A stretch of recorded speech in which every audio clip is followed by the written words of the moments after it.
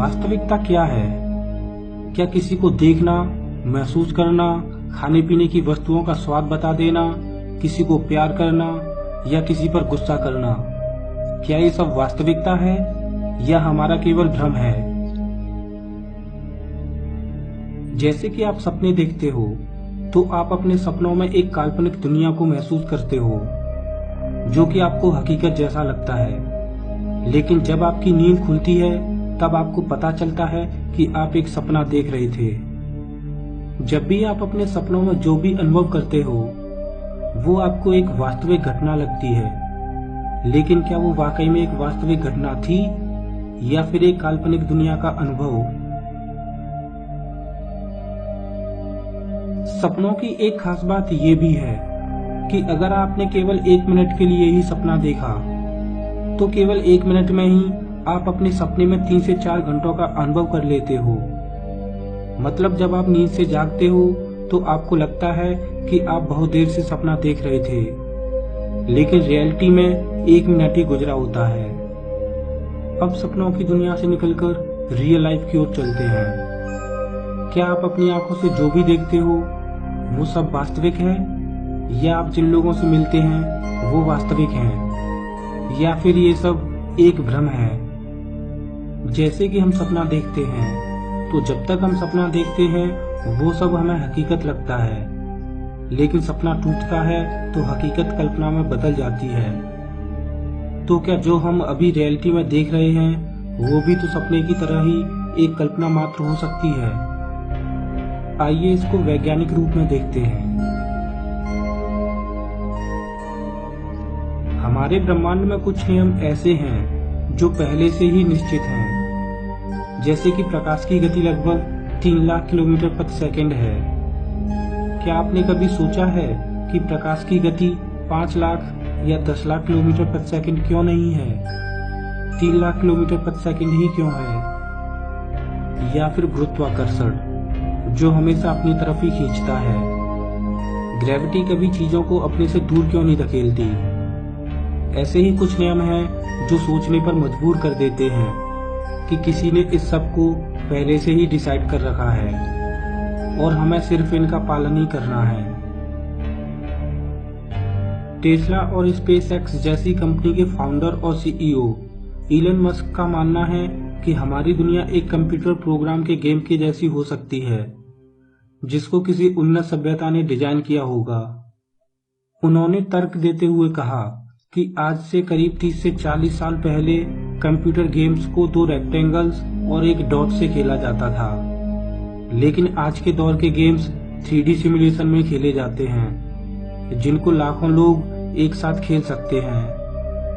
अगर हम अभी अपनी टेक्नोलॉजी को देखें तो हमारे पास वर्चुअल रियलिटी और आर्टिफिशियल इंटेलिजेंस जैसी टेक्नोलॉजी हैं जो हमें एहसास दिलाती हैं कि जो हम देख रहे हैं वो हमारे संसार का ही हिस्सा है। आने वाले 5000 सालों में देखा जाए तो ये टेक्नोलॉजी रुकने वाली नहीं है।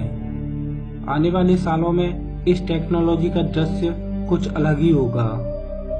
उस दौर में मिथ्या या सच में अंतर कर पाना बड़ा ही मुश्किल होगा। आज ये बात भले ही मजाक लगे, लेकिन अभी से 5000 साल बाद इस बात का एहसास हमें जरूर होगा।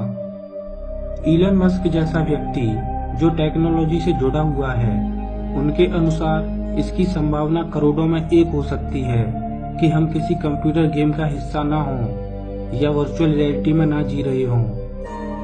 यहाँ तक कि स्टीफन हॉकिंग जैसे व्यक्ति भी इस बात का समर्थन करते हैं कि ये दुनिया रियल नहीं बल्कि वर्चुअल हो सकती है।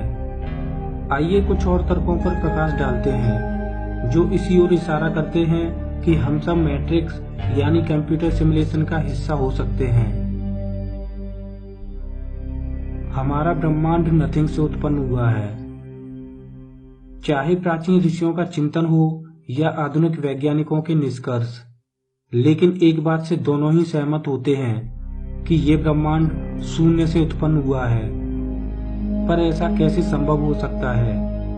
प्राचीन ऋषियों ने तो इसे भगवान की इच्छा का परिणाम कहा, लेकिन 21वीं सदी के कुछ लोग मानते हैं कि ब्रह्मांड कंप्यूटर के पावर बटन की तरह है मतलब पावर बटन ऑन हुआ तो ब्रह्मांड नथिंग से समथिंग बन गया, और जैसे ही ये पावर बटन ऑफ होगा तो ब्रह्मांड फिर से समथिंग से नथिंग बन जाएगा। Time dilation. हम सभी मानते हैं कि अधिक द्रव्यमान वाले पिंडों की ग्रेविटी बहुत ज्यादा होती है, और जहां ग्रेविटी ज्यादा होती है वहां पर समय धीमा हो जाता है। और हमारे ब्रह्मांड में ब्लैक होल एक ऐसा खगोलीय पिंड है जिसकी ग्रेविटी बहुत ज्यादा है।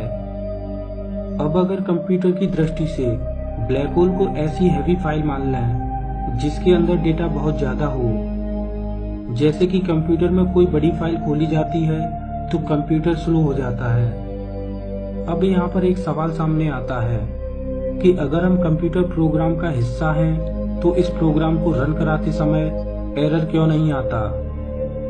तो इसका जवाब है कि कुछ बच्चे जन्म से ही विकृत क्यों होते हैं। जैसे कि कोई बच्चा बचपन से ही अपंग होता है, तो किसी बच्चे के तो नाक और कान भी नहीं होते, तो कोई तो अंधा ही पैदा होता है।